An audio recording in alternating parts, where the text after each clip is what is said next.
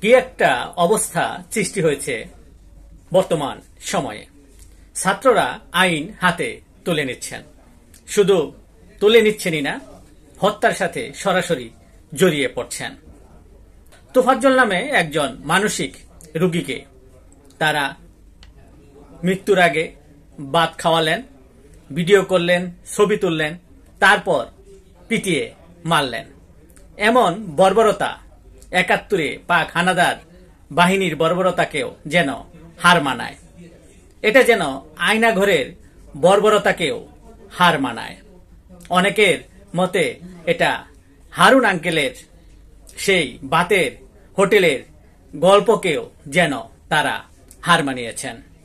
আমরা যদি একটু তার ভাত খাওয়া, তোফাজ্জলের ভাত খাওয়ার ভিডিওটা একটু লক্ষ্য করে দেখি, এরপর এমন নির্মম মৃত্যু কারো পক্ষে মেনে নেওয়া সত্যিকার অর্থেই সম্ভবপর কিনা।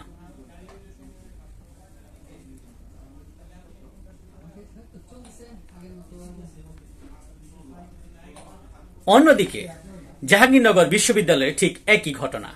ছাত্ররা নিজের হাতে আইন তুলে নিলেন, হত্যা করলেন শামীম আহমেদ মোল্লা নামে এক ছাত্রকে।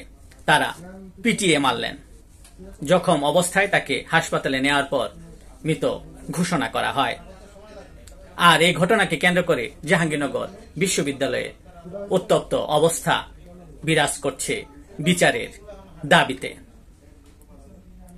আমরা সেই জাহাঙ্গীরনগরের বিশ্ববিদ্যালয়ের উত্তপ্ত অবস্থার কিছু ভিডিও যদি লক্ষ্য করি,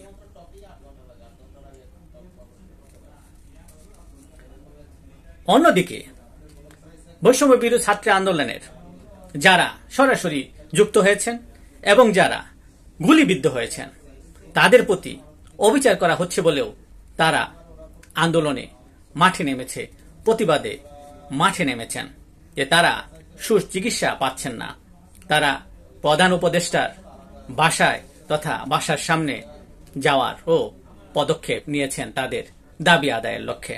আমরা যদি তাদের মুখ থেকে সেই সকল কথাগুলো শুনি, তারা আসলে কতটা বঞ্চিত হয়েছেন, কতটা অসহায় হয়েছেন। আমি পঙ্গু মানুষ, মানে আমি চলতে পারি, আমার হুইল চেয়ার দিয়ে চলতে হয়, আমার হাতে দেখেন, পা দেখেন, আমাকে কেন ধরে রাখছে। আমার প্রশ্ন, আমার এখানে আসতে হয়েছে কেন? আমি এই মানুষগুলো নিয়ে এখানে কেন আসতে হয়েছে? আমার এখন সর্বশেষ আমার সাথে অনেক উপদেষ্টার সাথে কথা হয়েছে, তাদের কথা শুনে মনে হচ্ছে আমরা এখানে, এরা গুলি খেয়ে অপরাধ করছে, এরা আহত হয়ে এরা রাস্তায় নেমে অপরাধ করছিল।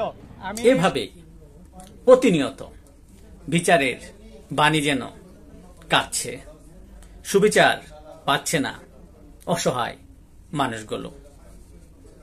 বিচার বহির্ভূত হত্যাকাণ্ড ঘটে যাচ্ছে। সাধারণ মানুষ, এই দেশের প্রতিটা নাগরিক এমন নির্মম হত্যাকাণ্ড যেন না হয় সে প্রত্যাশায় করে এবং অপরাধীরা যেন শাস্তি পায় সে দাবিও তারা জানান। আমরা প্রত্যাশা করব যেন অবশ্যই দোষীরা শাস্তি পান। ধন্যবাদ সবাইকে।